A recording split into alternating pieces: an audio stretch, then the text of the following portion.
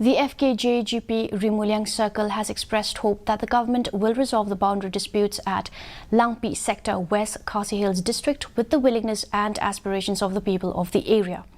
Our one-young president Fkjgp Rimuliang Circle said that the government should not go beyond the expectations of the public and should listen to the willingness of the people, village leaders, Himas and the district council.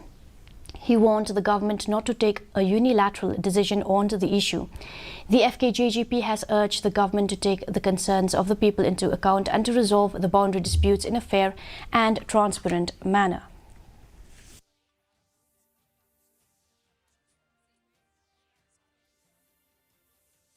Fkjgp bapol untuk balong humble minister juga surga Meghalaya bahkan jadi kumbala angnut daki pajba juga donggatain increment ba regional committee kanomlet syakalti ka babakla hagane Govt ka baar ya kajing pepetput ka bamenta kum kasen hagabangi laju dawan ka por syakapor halo kane ka benta mabangi agre por aging alam tu bapol lendo lembat ke surga Meghalaya kinam leklet ban sngap ban burom ya kamon upajba.